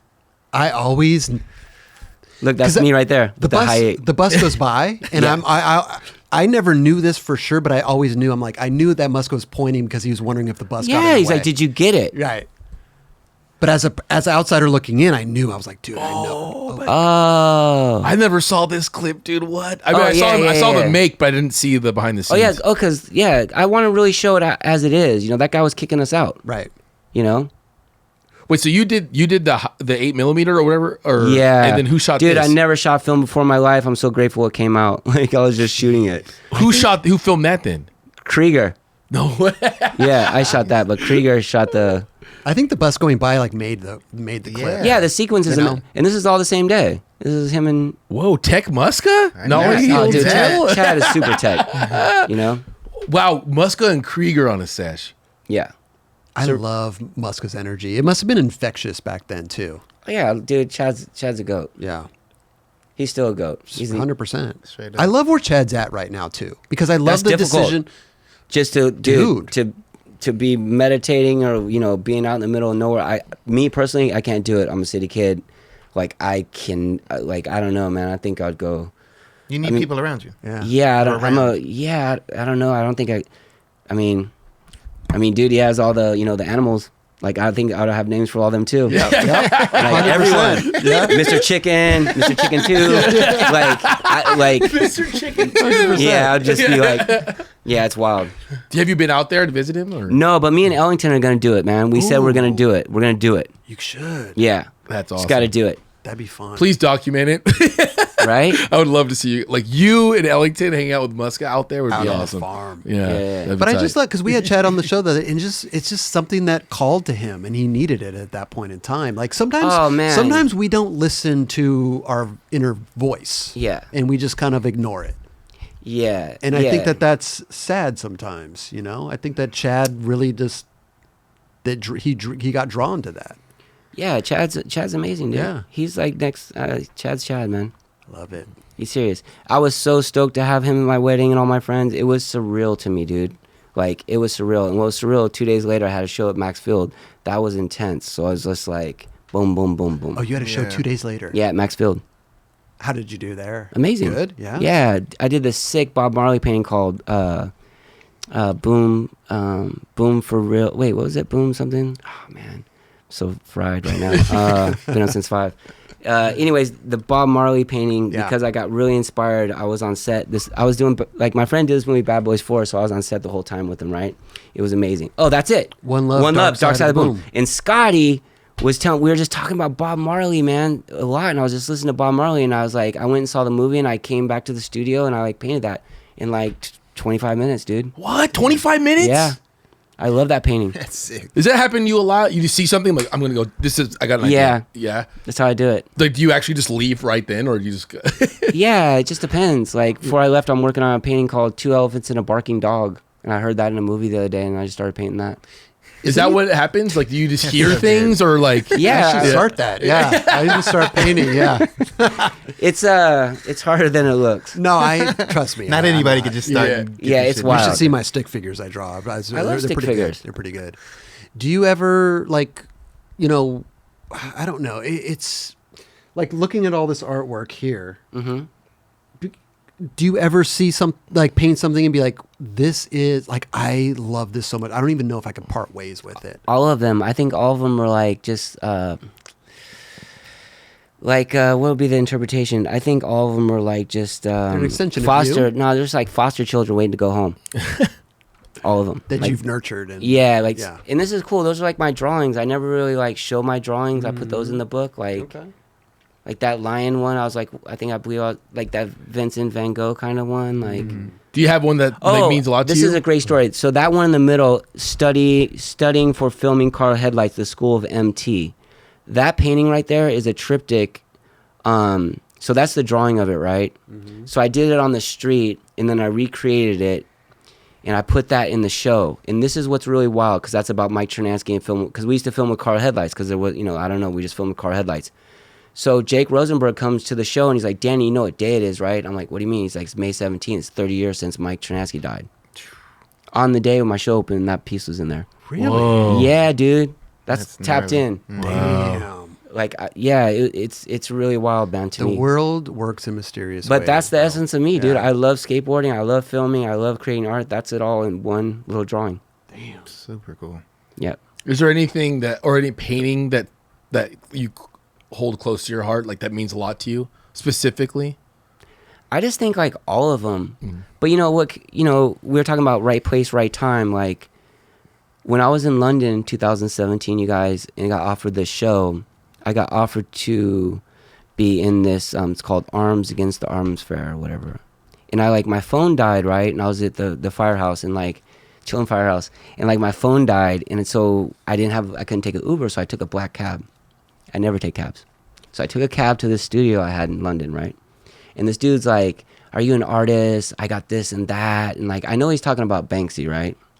And so he comes to my studio and we talk, and he's really cool. Dear friend of mine till this day. And he goes, hey man, you should be in this show in 2 days. It's called Arms Against the Art Fair, and Banksy's gonna be in there, and hasn't been, he hasn't shown in 5 years. So I kind of did this drawing, and it was in the auction, and it sold for like 10,000 pounds, whatever, this ink on paper. Jeez. Yeah, and I kind of it was kind of a weird energy there, and these people were bidding on Sir Banks's piece, and I met a couple people from that crew, and they're like, hey, you should go to this spot, or kind of this spot or whatever, and I kind of knew what they were kind of saying, and this was Jean-Michel Basquiat's show was in town, his retrospective, and it's kind of in a it's called the Metropolitan Police, Chris, and it's kind of the cops, the worst part of London. It'd be down towards the Twin Towers back in the day. Just very wild, right? And I kind of assessed the spot, and I'm like, okay, so I saw this piece, right? And I'm like, I could do this. I could do this. So I go back to my studio, and I have my friend time it. It's 2.5 minutes. And I do this character perfectly, and I'm like, because that's, you got 3 minutes or the cops will get you, you know what I mean? So I have this is like robbing a bank, right? So the cab drops me off. I get out, and literally, it's in the book. I put a photo in there, and it's 2 pieces Banksy did back to back for Jean-Michel, and I did my character perfectly with the crown skating, and literally, we talk about art and all that stuff where you don't know what you're gonna do. I just did my character with the crown, handing it to Jean-Michel, from the painting. But then at the very end, I added my board as I'm leaving. You know what I mean? A skateboard. And it's really cool. Huh. So what was really cool, right place, right time, the New York Times shot it, right? For, being the New York Times. It's the Banksy in my piece, right? So if they would have buffed me, but I heard Banksy left it, wanted to leave it, whatever. But if they would have buffed me, it would have showed hypocrisy, right? Because you're going to leave one artist and buff another. So that came out, and they put plexi behind it, and so I got a VIP invite to the show, and I'm thinking I'm about to get arrested. I'm about to get arrested right now, so I dress nice in a Gucci suit. I'm cool, whatever. And I go, and and they left it, and the people from London okayed it and left it, and that's the right place at the right time. That's there forever. Yeah. So you heard about this Banksy piece, and you went to go paint right next to yeah, it. Yeah. Interesting. Okay. Well, someone's kind of said something about it. That you should. Yeah, or something. Right. Yeah. But right place, right time. That piece. There it is. Yeah, but I added the board at the very end on the way out. Right. When I'm hearing the cops running, I am hearing them run, and I'm like, oh shit! And then I ran, and I jumped in the cab, gone. Really? They showed up that quickly? Yeah, dude. There's cameras everywhere. That's the Metropolitan. It's gnarly. Okay. Yeah, that's why it's dude, to paint that on the right, that piece would take a long time. Right. But he had the time. He got it done. I wonder who Banksy is, man. Do you know who he is? Yeah, you shrug your shoulders you might know. Well, what if He owns a lot of bars. what if he come up to you hey, I'm Banksy? You're like, dude, you're You're him? bullshit. Bullshit. You're like, dude, I heard you like the pound, and you got a lot of bars. Legendary. You're legendary, dude. No, Super dude, come Chris- on. Chris is bro. I Banksy. can't take a compliment, but keep I know talking. it's hard, right? It is. Sometimes I understand what you're saying though, because I take a compliment and I just say thank you, and I don't know. I don't know how else to. You keep it moving. Yeah, you keep it moving. Keep it moving. You don't Right. relish in it. Like, oh yeah, what? Tell me more. Yeah. Yeah, sure. I mean, I do for fun. I mean, it maybe sarcastically, it's a way to Yeah. deal with it, Mhm. you know. It's a good way to play it off. But you're killing it, bro. And Thank you. dude. I as I said before, I love to see the come up from like where you came from and knowing you back in the day, skating around with Girl in Chocolate and Muska and all these people, and then now to see you kind of in this whole other world. It's rad and it's inspiring, dude. Thank you, dude. Super rad. I'm gonna start drawing. You should. I'm gonna. Yeah. You should do it to just work out your instrument, dude. It's not. It's for the world to judge if it's whatever. Like it's like, dude, who cares? Do it for you. That's what we always done it for. Like when you're skating, you're doing it for yourself, man. Yeah. You're No, doing it's it true. for me, it's just like as artists, we got a lot of liquefied troubles. Unless you release them in some artistic way, they get stuck in your system, and it creates bad health. But let's talk about great health, and let's talk about the up and coming rad skaters that I had to watch the X Games. I haven't watched it in 40 years, whatever. But like that kid who has a good heel flip and a good kick flip in is dope. Felipe, whatever. his Felipe name. Mota? Yeah, he's Yeah. rad. 17. I love that kid. Oh, you Yeah. should. You know how hard it is to have a good kick flip in and a good heel flip in? Dude, I'm a heel flipper, so I know, me too. I enjoy a good heel flip. And Yeah. dude, He is a heel flipper. heel flip back tail down the rail. Amazing. You don't see that trick every day. No. No, amazing. Yeah. You don't see it on ledges, let alone a rail. Amazing. It's not only like these guys that are killing it too, like the women. The women that are coming up in skateboarding now too is unbelievable. I know. It's crazy. But when you're sitting there watching them, are you thinking about like their tricks? Like I'm like, okay, he could kick flip frontside blunt slide. He should frontside 180 out. You know what I mean? That's my mind's like MT, always taking it a moment more. Yeah, I think so. To I blunt. think so. To frontside 360 out, you know? I love this kid. This kid is sick. Jumps in the water. Super good. He's still young too, dude. Yeah, dude. Yeah, There's he's 17. sick. Whole career ahead of him. Is there Yep. anybody else that you see that you're a fan of? Oh man, what's Dashawn Jordan? Ooh, yeah. Mhm. Yeah, he's like chef, dude. Like he's sick. He's Everyone's powerful. sick. He's super. Yeah. There's so many like girl skaters, like dudes. I don't know. It's just so wild to me. But what about Chad's line back to back right there? 50180 to switch no slide. Oh, Sick. yeah. Dude, 501A on the first one's gnarly. Yeah. This kid is rad, dude. That's Down nuts, clipper. dude. Sick. Insane. Is there anything you filmed like back in the day that you are like maybe that tops the charts for you?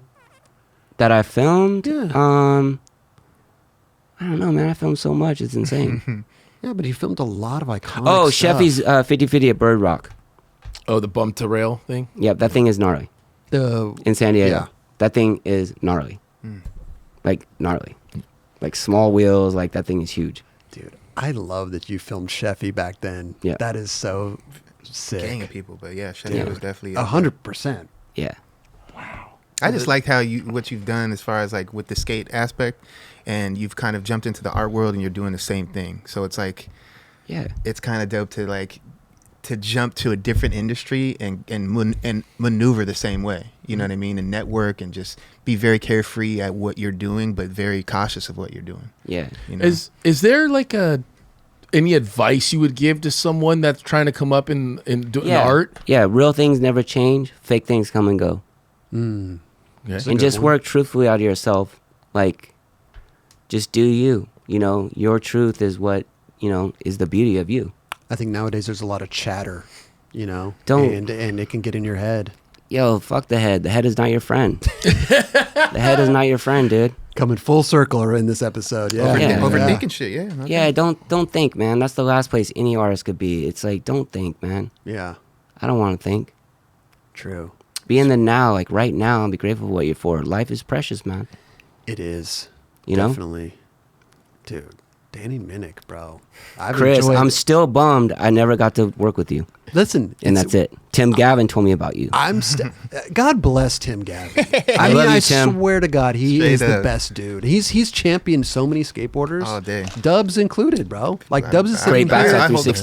flag for Gab all day. He's Yeah, definitely a big he's the part one of that it. brought you out to the Sam Beerwald's house in Santa Barbara. Yep. Got it all started. You jumped in bed in your underwear with him. I did. What? That's what about Sheffey sleeping under Tim Gavin's? He was sleeping under our table. Yeah, your table. Yeah. I love that. Oh wow. And waking up at 4 a.m. watching cartoons. Cartoons, Yeah. the best. Yes, that was the best times. Dude, can we give you some 9 Club stuff to take home with you, dude? Do you Yep. mind? Yeah? Yep. Kelly, we do the honors, bro. Yeah. I got some. Whatever you we guys got want some to do. sitting Is it a right here. wrap?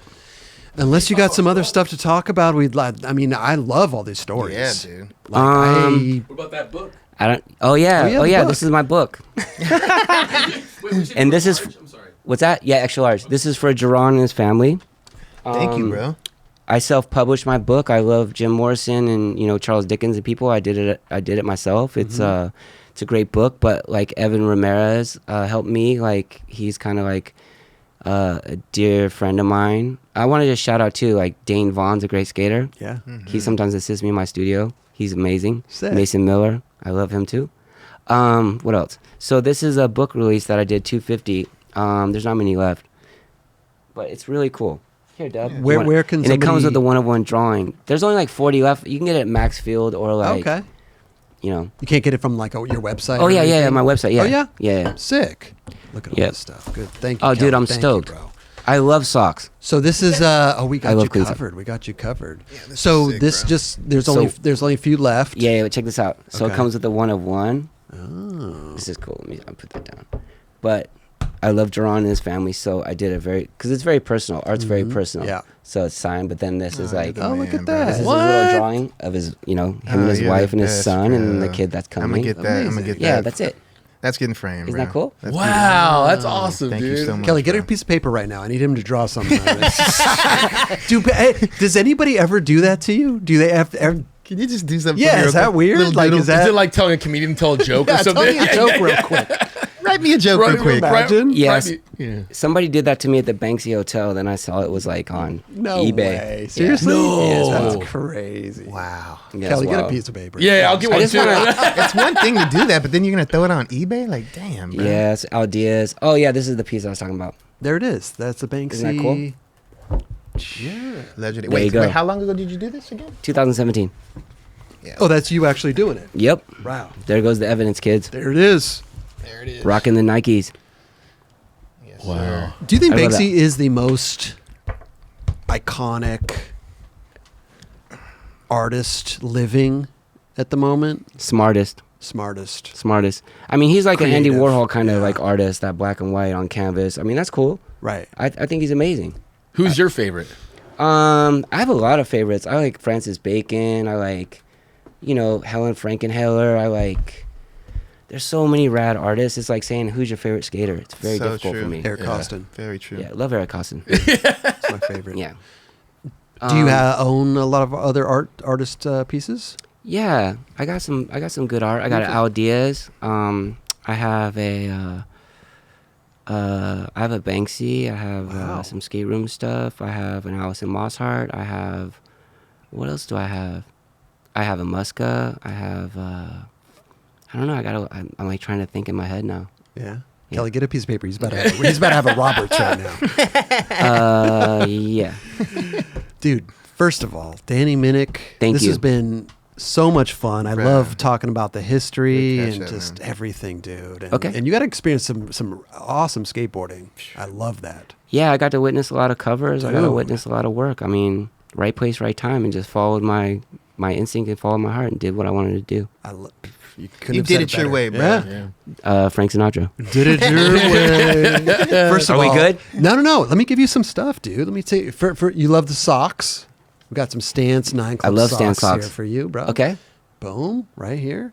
Hat. I don't know if you wear hats, but if nobody, just wear maybe a 9 Club hat. Just give it away if you don't wear hats. But I love There this. you go. You draw on it and give it away. Yeah, draw on it and give it back to me.